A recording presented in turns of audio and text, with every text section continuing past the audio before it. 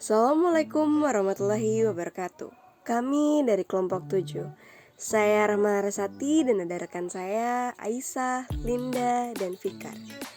Kali ini kita akan membahas mengenai keindahan Pulau Dewata sebagai destinasi wisata hingga ke mancanegara.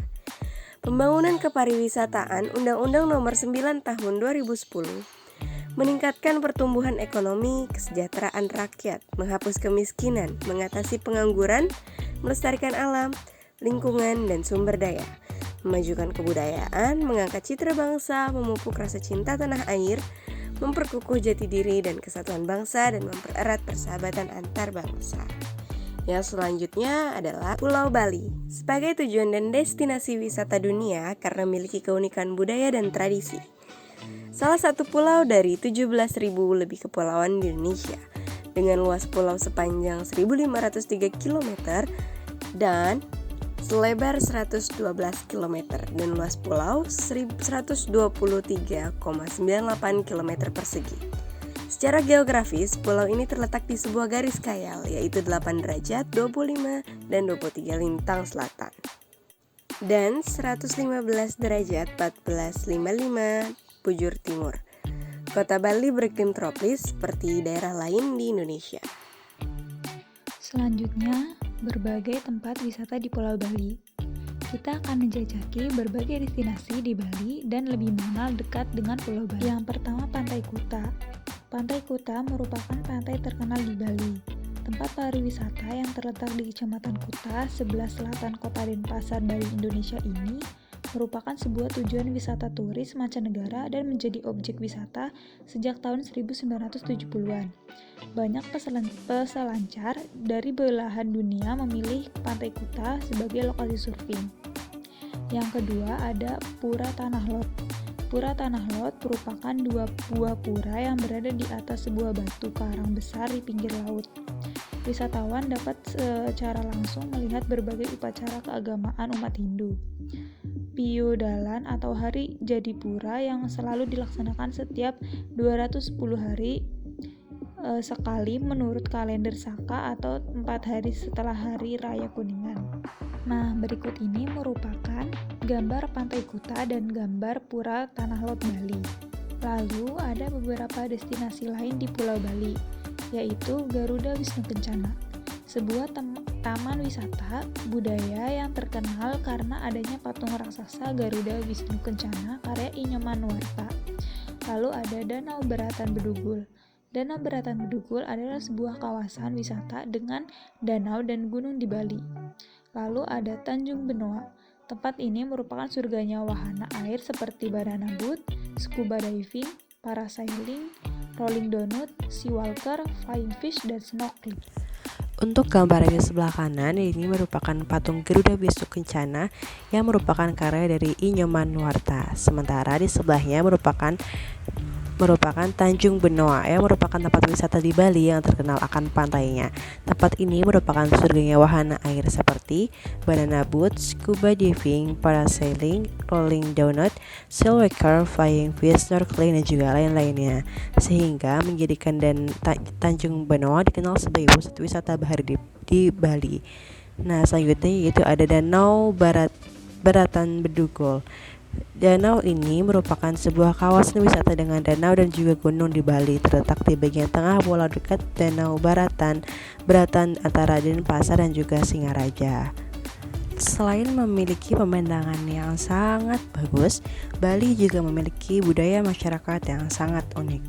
Masyarakat Bali memiliki banyak sekali budaya, tradisi, dan juga kearifan lokal yang ada sejak lama dan diwariskan secara turun-temurun. Hal inilah yang menjadikan Bali sangat istimewa dalam segi kebudayaan yang kemudian dapat menarik wisatawan ingin mengunjungi Pulau Bali karena keunikan budayanya tersebut. Yang pertama yaitu budaya mempasah. Mempasah merupakan suatu upacara kematian dengan mayat diletakkan di atas tanah yang arealnya sudah dibatasi dan juga areal tersebut terdapat sebuah pohon taru menyan yang seakan-akan menyegel aroma mayat agar tidak tercium. Tujuannya yaitu untuk mengembalikan atman atau roh pada sang pencipta atau yang dihormati sebagai leluhur. Tradisi ini biasanya dilakukan oleh masyarakat Bali Aga Desa Trunyan. Yang kedua yaitu kebudayaan Paruman. Paruman merupakan sebuah kegiatan musyawarah secara adat yang dilakukan oleh masyarakat Trunyan. Paruman merupakan bentuk musyawarah yang sangat demokratis karena setiap warga di desa Trunyan memiliki hak suara yang sama, sehingga keputusan yang diambil dapat memuaskan diri setiap orang untuk mencapai kebahagiaan dan kesentosaan bagi seluruh masyarakat. Yang ketiga yaitu budaya Parong Brutuk. Parong Brutuk merupakan sebuah tarian sakral yang masih ajak hingga saat ini di desa Trunyan.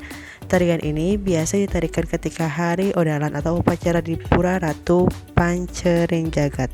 Tarian ini ditarikan oleh penari pria yang diambil dari anggota pemuda atau biasa disebut sebagai Saka Teruna. Tarian ini menggambarkan kehidupan para leluhur masyarakat setempat.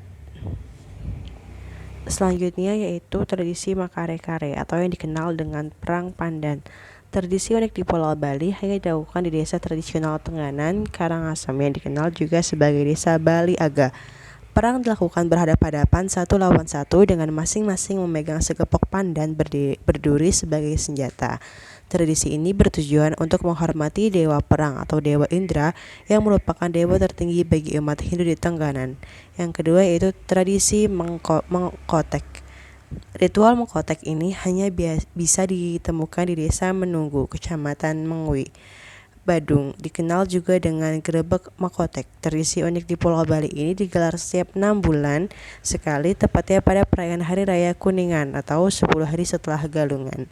Proses digelar dengan tujuan tolak bala untuk melindungi dari serangan penyakit dan juga memohon keselamatan. Selanjutnya yaitu Hari Nyepi, sebuah penyebutan tahun baru yang berbeda yaitu dengan kesunyian, ketenangan, lenggang, dan juga sepi.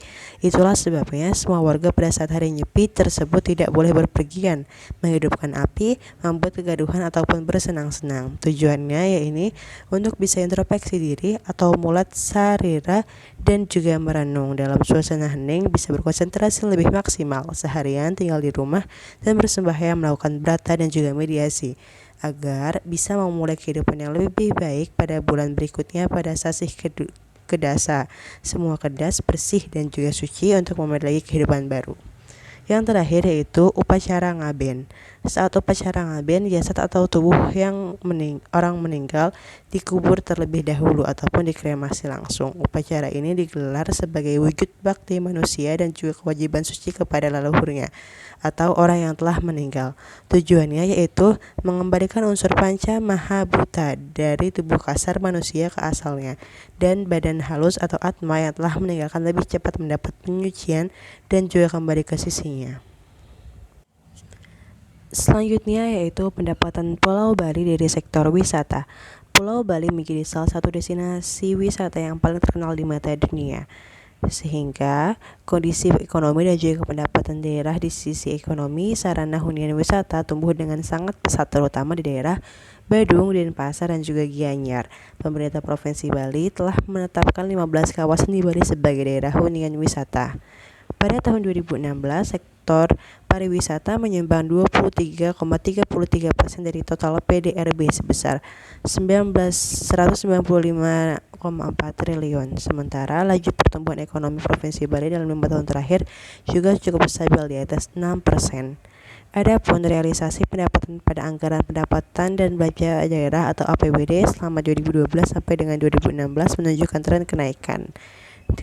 Kendati demikian, dana perimbangan dari pemerintah pusat masih berkontribusi cukup besar.